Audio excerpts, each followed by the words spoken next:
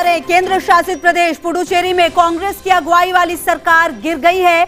मुख्यमंत्री वी नारायणसामी सोमवार को बहुमत साबित नहीं कर सके, कुछ देर में ही इस्तीफा देंगे। और आपको बताएं, विधानसभा के विशेष सत्र में उन्होंने कहा, पूर्व एलजी किरण बेदी और केंद्र सरकार ने विपक्ष के साथ मिलकर सरकार गिराने की कोशिश की। अगर हमारे विधायक हमारे साथ होते तो सरकार 5 साल चलती। 6 विधायकों के इस्तीफे से यह संकट गहराया था। आपको बताएं, हाल ही में कांग्रेस के 4 विधायकों के इस्तीफे के बाद सरकार पर संकट के बादल गहरा गए थे। इसके बाद उपराज्यपाल सौंदरराजन ने सरकार को बहुमत साबित करने के लिए कहा था। फ्लोर टेस्ट से एक दिन पहले ही रविवार को कांग्रेस और गठबंधन में शामिल डीएमके के एक विधायक ने और इस्तीफा दे दिया। इसके बाद नारायणसामी की सरकार अल्पमत में आ गई। आपको बताएं, जो विधायक कांग्रेस के थे जिन्होंने इस्तीफा दिया था वो ए जॉन कुमार थे, साथ ही ए नम शिवम थे, मल्लादी कृष्णा राव और ई थेम्पियंथन थे। ये चारों विधायक जो कांग्रेस के थे जिन्होंने इस्तीफा पहले दिया। और रविवार को जिन 2 विधायकों ने इस्तीफा दिया जिसके बाद सरकार अल्पमत में आई, वो थे के लक्ष्मी नारायणन जो कि कांग्रेस के थे और साथ ही के वेंकटेशन डीएमके के। और आप देखिए, विधानसभा में दलों की स्थिति जो है वो 30+3 नॉमिनेटेड है। कांग्रेस के जो सत्ता पक्ष में 9, डीएमके 2, निर्दलीय से अगर आप एक अब हटा दे तो 12। और ऐसे में जो सरकार थी वो अल्पमत में आई और पुडुचेरी में सरकार गिर गई। हालांकि और हमारे साथ हमारे ब्यूरो चीफ योगेश जी ज्यादा जानकारी के लिए जुड़ गए हैं।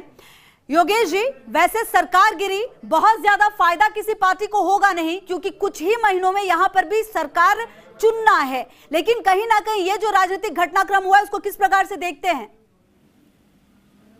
देखिए, ये बड़ी बात है। पुडुचेरी कांग्रेस का एक मजबूत गढ़ के तौर पर जाना जाता है और पिछले कई सालों से कांग्रेस का वहाँ राज रहा। इस सेंट्रल टेरिटरी, यूनियन टेरिटरी जो है, ये अपने आप में कांग्रेस के गढ़ के तौर पर रही।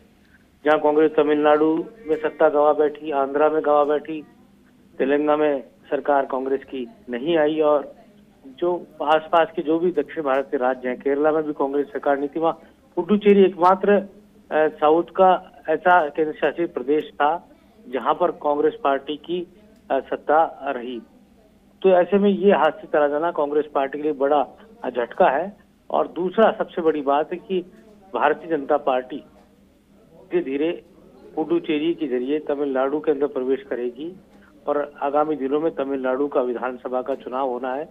तो एक तरह से आपने देखा होगा, कुछ दिनों पहले किरण बेदी जो उपराज्यपाल थी उसको वहां से हटा दिया गया था और किरण बेदी की जगह नया उपराज्यपाल वहां पर आया। और वी नारायण स्वामी गांधी परिवार के बहुत नजदीक के नेता कहे जाते हैं और एक तरह से कहा जाए तो गांधी परिवार और कांग्रेस पार्टी के लिए एक मजबूत स्तंभ के तौर पर हमेशा रहे हैं। अभी तक कई सालों तक वो राज्यसभा में भी रही, केंद्र में मंत्री भी रहे और फिर उसके बाद पुडुचेरी में उनको मुख्यमंत्री बनाया गया था। विश्वास मत हार गए हैं और अब कहा जा सकता है कि अब चुनाव का जूझना पड़ेगा। पुडुचेरी के अंदर भी चुनाव का समय आ चुका है। तो इस लिहाज से देखा जाए तो एक तरह से कांग्रेस पार्टी के लिए एक बड़ा झटका है। और भारतीय जनता पार्टी ने आपने पिछले दिनों देखा होगा कि हैदराबाद के अंदर नगर पालिका के जो चुनाव थे, नगर निकाय के चुनाव में पूरी ताकत लगाई थी। अमित शाह पहुंचे थे, जेपी नड्डा पहुंचे थे। तो बीजेपी अब दक्षिण भारत की तरफ एक अलग तरीके से प्रवेश कर रही है, एक अलग तरीके से मजबूती की तरफ आगे बढ़ रही है। क्योंकि अभी तक दक्षिण भारत का ही में ही जो राज्य है उनमें भारतीय जनता पार्टी का पाया कमजोर है। कर्नाटक में मजबूत है, वहाँ उनकी सरकार है, लेकिन जो बाकी राज्य हैं वहाँ पर पैर पसारने हैं।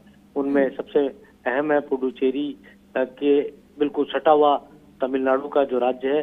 तमिलनाडु के चुनाव को लेकर भी रणनीति बन, कल मोदी जब मीटिंग में थे भारतीय जनता पार्टी की राष्ट्रीय बैठक में, उस दौरान भी नरेंद्र मोदी ने कहा था कि बंगाल के अलावा अन्य जो राज्य हैं उनको लेकर भी पूरी रणनीति पार्टी को बनानी चाहिए और उस दिशा में आगे काम करना चाहिए। जी बिल्कुल योगेश जी, हर राज्य में होने वाली राजनीतिक गतिविधि अपने आप में काफी महत्वपूर्ण हो जाती है और आने वाले समय में क्योंकि 5 जगहों पर चुनाव भी होने हैं, ऐसे में आज जो ये घटनाक्रम हुआ है उसका असर बाकी जगहों पर क्या पड़ेगा? क्योंकि ये अपने आप में काफी अलग था और जैसा आप भी बता रहे हैं कांग्रेस का गढ़ था, कहीं ना कहीं बचा नहीं पाई है।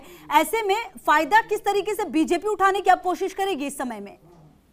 देखिए, बीजेपी ही इस फायदे को उठाएगी और भारतीय जनता पार्टी की रणनीति के तहत ये तमाम जो हालात पनपे हैं पुडुचेरी के अंदर, तो भारतीय जनता पार्टी इस मौके को भुनाएगी, इसमें कोई दोहराई नहीं है।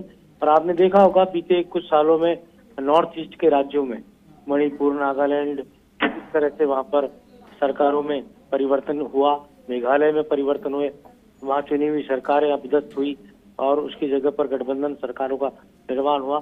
तो ठीक कुछ इसी तरह के हालात हमें पुडुचेरी में आगामी दिनों में नजर आ सकते हैं और भारतीय जनता पार्टी इस केंद्र शासित राज्य में अब कमल खिलाने के लिए तैयार बैठी है। जी बिल्कुल। और योगेश जी, कहीं ना कहीं ये बात भी हमें ध्यान देनी होगी कि जिस तरह से निर्दलियों का भी समर्थन खोया है कांग्रेस ने, कहीं ना कहीं उससे हानि आने वाले समय में और हो सकती है, क्योंकि आजकल जिस तरीके की स्थिति चल रही है कई जगहों पर कांग्रेस को साथ लेना ही होगा अन्य पार्टियों का, लेकिन ऐसे अगर विश्वास खो देगी कांग्रेस तो आगे काम कैसे चलेगा, ये भी बड़ा सवाल है।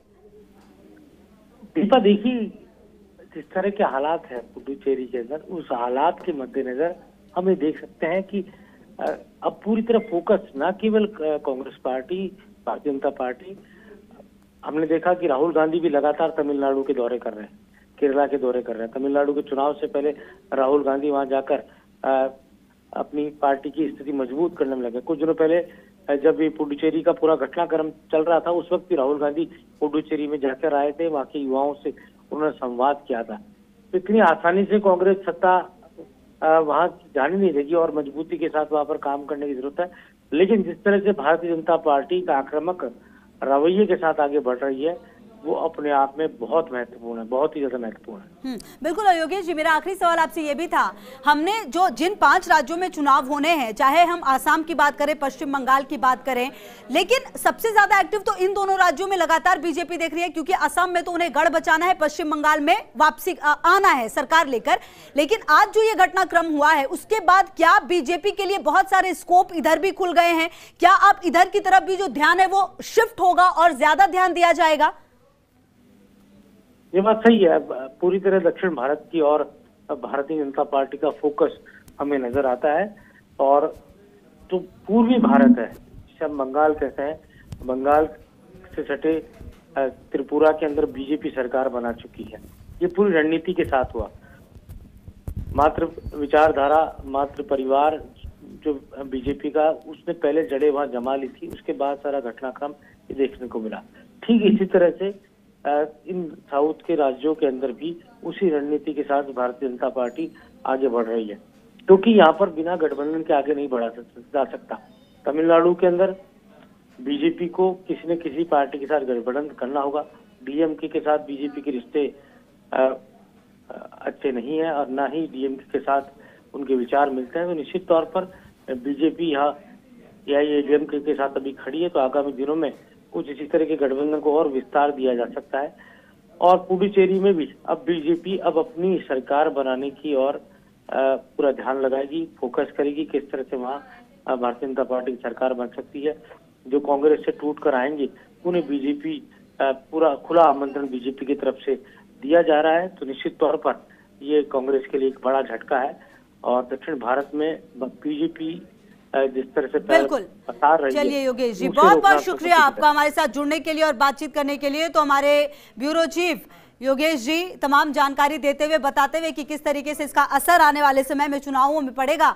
आप समझिए 5 राज्यों में चुनाव होने हैं और उसमें से जो केंद्र शासित प्रदेश पुडुचेरी है वहां पर भी चुनाव होना था, लेकिन उससे पहले ही यहाँ पर सरकार गिर गई है। अब ऐसे में आने वाले समय में किस तरीके की स्थिति यहाँ पर बनेगी, किस तरह से राजनीतिक समीकरण साधने की कोशिश बीजेपी और कांग्रेस की तरफ से होगी, ये देखना बेहद महत्वपूर्ण। लेकिन निश्चित तौर पर एक बड़ा झटका कांग्रेस को जरूर लगा है।